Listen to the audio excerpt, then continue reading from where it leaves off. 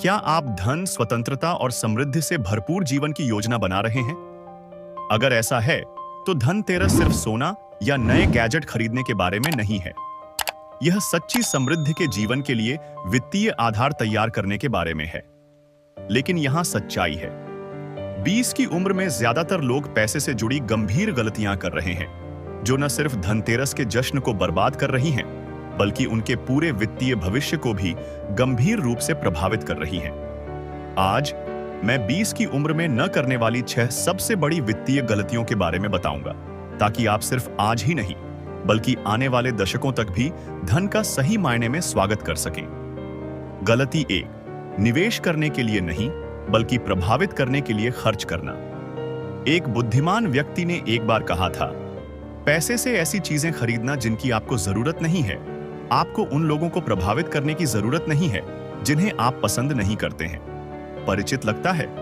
चाहे वह लग्जरी घड़ियां हों या नवीनतम तकनीक, हम में से कई लोग उन चीजों पर खर्च करने के जाल में फंस जाते हैं जिनके बारे में हमें लगता है कि वे हमारी छवि को बढ़ाएंगी।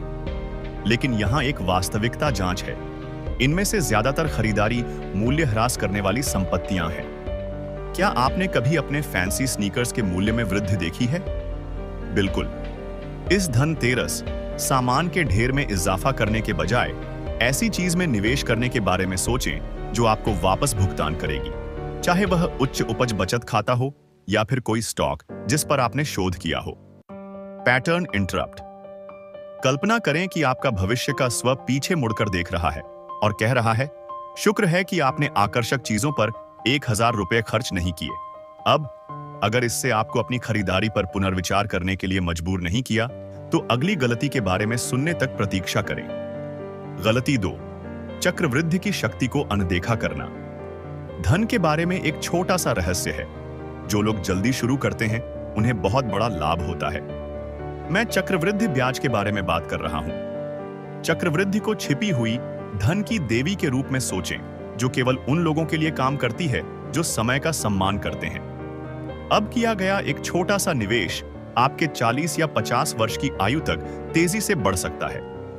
यदि आप प्रतीक्षा करते हैं, तो यह पैदल एक्सप्रेस ट्रेन से आगे निकलने की कोशिश करने जैसा होगा। इसे मिस करें और यह आने वाले वर्षों के लिए आपके धनतेरस को परेशान करेगा। Cliff hanger. और अनुमान लगाओ क्या? चक्रवृद्धि ब्याज को नजरअंदाज करना सिर्फ एक गलती है। अगली गलती, यह एक ऐसी गलती है जिसके लिए हम लगभग सभी दोषी हैं। गलती 3, क्रेडिट को मुफ्त पैसे की तरह समझना। क्रेडिट कार्ड एक जिन्न की तरह लग सकता है जो आपकी सभी इच्छाएं पूरी करता है, लेकिन वह जिन्न बहुत ज्यादा कीमत मांगता है। कभी सोचा है कि उन्हें पाना इतना आसान क्यों है? ऐसा इसलिए है क्योंकि क्रेडिट कंपनियां आपके ज्यादा खर्च करने पर भरोसा करती हैं। इससे पहले कि आप कुछ समझ पाएं, आप ब्याज भुगतान और बढ़ते कर्ज के चक्र में फंस चुके होते हैं। इस धनतेरस क्रेडिट का समझदारी से इस्तेमाल करें, जैसे कि उन चीजों के लिए जिनकी आपको वास्तव में जरूरत है या जिनके लिए आपने बजट बनाया है। याद रखें, अगर आप अभी इसे वहन नहीं कर सकते, तो भविष्य में आपको और भी ज्यादा संघर्ष करना पड़ सकता है। हास्य। क्रेडिट को एक सख्त माता पिता की तरह समझें। अगर आप गड़बड़ करेंगे, तो यह आपको वापस काटेगा। अगले बिंदु पर संक्रमण। क्रेडिट की बात करें तो आरण के बारे में क्या? यहां हम अक्सर गलत हो जाते हैं। गलती 4, गलत कारणों से लोन लेना।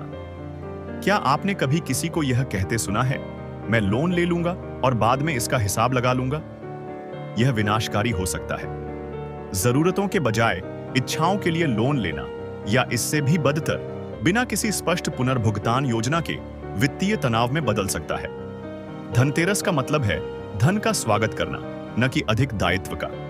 इसलिए लोन लेने से पहले खुद से पूछें, क्या यह खरीदारी मुझे धन बनाने में मदद करेगी या यह सिर्फ एक और खर्च?